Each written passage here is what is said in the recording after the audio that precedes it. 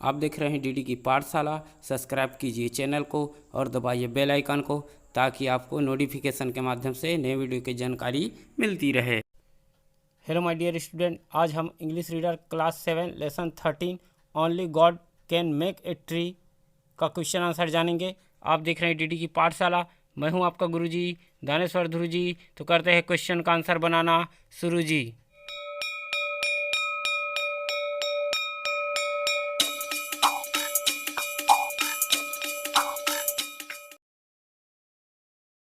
तो आ जाओ भाई, क्वेश्चन का आंसर बनाना प्रारंभ करते हैं। रीडिंग कॉम्प्रिहेंशन, बोध के प्रश्न। इसमें एक क्वेश्चन दिया गया है, देखो, put A tick mark on the correct alternative. Alternative means विकल्प, अर्थात उचित विकल्प के सामने सही का निशान लगाइए। इसमें पहला पॉइंट दिया गया है, देखो, who is I in the poem. कविता में मैं कौन है। चार ऑप्शन दिया गया है, देखो, A tree, B women, C poet और डी बर्ड। तो इसका आंसर बन जाएगा सी पोएट। अब आ जाते हैं पॉइंट नंबर 2 पर। द ट्री इज लाइक, अर्थात पेड़ की तरह है या पेड़ की समान है। ए दिया है ए मदर, बी दिया है ए चाइल्ड, सी दिया है गॉड और डी दिया है द अर्थ। तो इसका आंसर बन जाएगा ए मदर। अब आ जाते हैं पॉइंट नंबर 3 पर। The tree is fed by. इसमें ऑप्शन दिया गया है, ए अनादर ट्री, बी दिया है मदर अर्थ, सी दिया है गॉड और डी दिया है द रॉबिन। तो इसका आंसर बन जाएगा मदर अर्थ, अर्थात बी।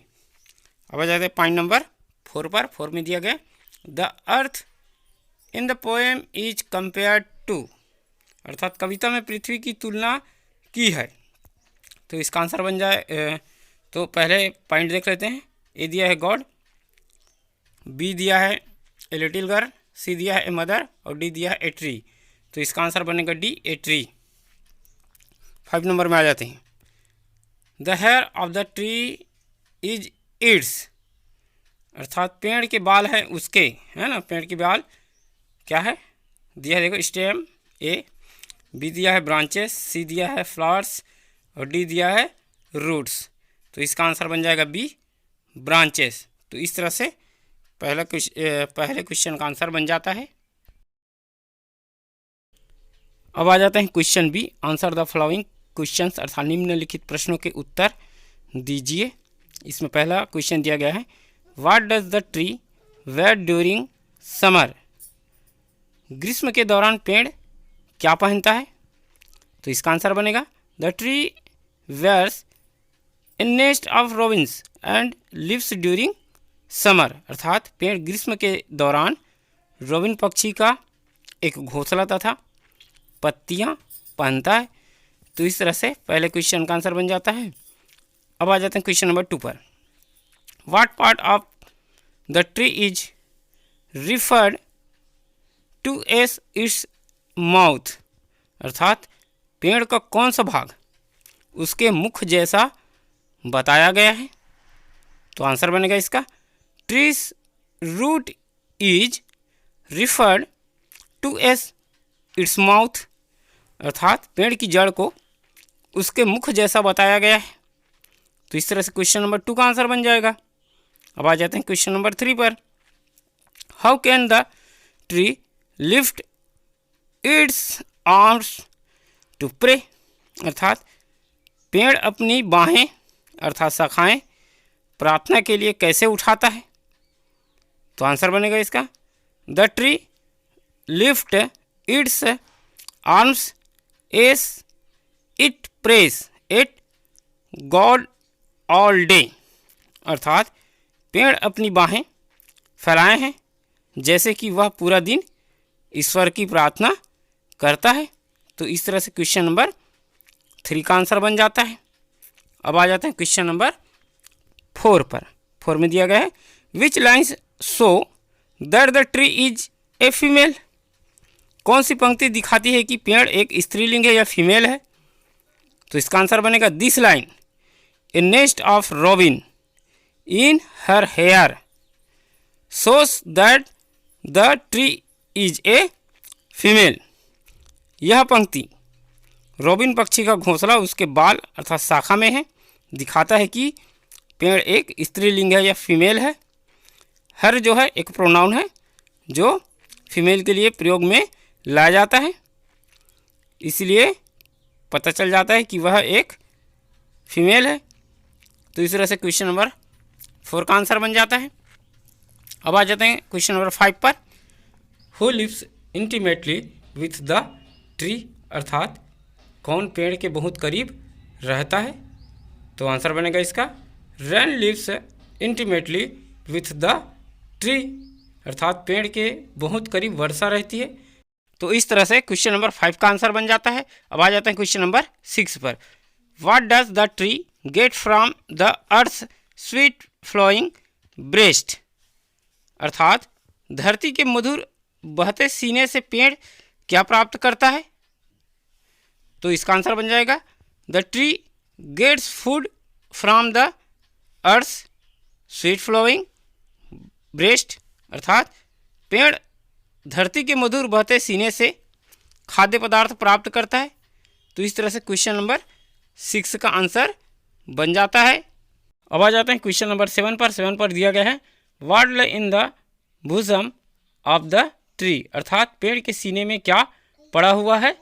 तो इसका आंसर बन जाएगा snow is land in the bosom of the tree, अर्थात पेड़ के सीने में बर्फ पड़ी हुई है।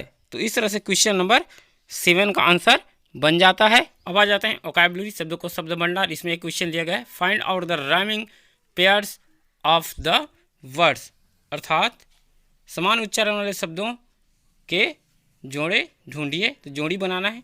सामने दिख रहा है देखो गुब्बारा और उसका रस्सी, है ना। जो राइमिंग वर्ड होगा उन 2 गुब्बारों को हम लोग रस्सी से जोड़ देंगे और जोड़ी बना देंगे। तो आंसर बनाना प्रारंभ करते हैं। तो सामने दिख रहा है देखो डे, तो डे का हम राइमिंग वर्ड बना देंगे प्रे और इसको जोड़ लेते हैं। तो इस तरह से एक बन जाएगा। दूसरा बनाते हैं, दूसरा वर्ड दिया है देखो सी, और सी का राइमिंग वर्ड बन जाएगा ट्री। इसको भी इसके रस्सी को बांध देते हैं, दोनों गुब्बारों को जोड़ देते हैं तो पेयर बन जाएगा, जोड़ी बन जाएगा। तीसरा बनाएंगे देखो हेयर वर्ड दिख रहा है नीचे, तो हेयर का हो जाएगा वियर, तो इसका बन जाएगा राइमिंग वर्ड। एंड लास्ट दिया है देखो रैन, तो रैन का बन जाएगा लैन। तो इस तरह से वोकैबुलरी ए का क्वेश्चन का आंसर समाप्त होता है। अब आ जाते हैं क्वेश्चन नंबर बी पर। बी में क्वेश्चन दिया गया है level the parts of the tree, select your words from the list given in the box, अर्थात पेड़ के विभिन्न भाग पर नाम की पट्टी लेफ्ट साइड देख सकते हैं, जो पट्टी दिख रहा है उसमें नाम दिया गया है, लगाओ। शब्द का चयन बॉक्स में दी गई सूची से कीजिए।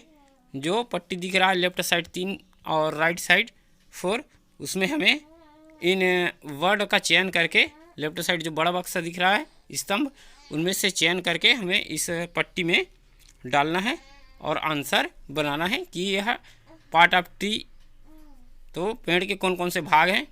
तो लेफ्ट साइड से पहले बनाना प्रारंभ करते हैं। तो देखो पहला दिया गया है ऊपर में, जिसको टच है, लकीर खींचा हुआ है, तो ये हो जाएगा लीफ अर्थात पत्ती।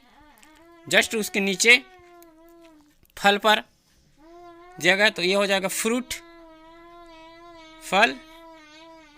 तीसरा देखो छाल अर्थात बार्क हो जाएगा, ये छाल पर टच है। अब राइट साइड आ जाते हैं, सबसे ऊपर में देखते हैं फूल दिख रहा है, तो फ्लावर अर्थात फूल। उसके जस्ट नीचे जो है दिख रहा है ब्रांच अर्थात शाखाएं, है ना, तो ब्रांच हो जाएगा शाखा। एंड जस्ट उसके नीचे हो जाएगा ये ट्रंक अर्थात तना है, ये जिस पर पेड़ खड़ा हुआ है।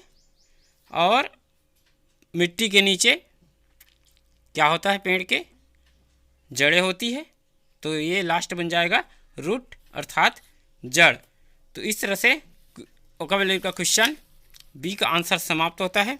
साथ ही इस लेसन का भी क्वेश्चन आंसर समाप्त होता है।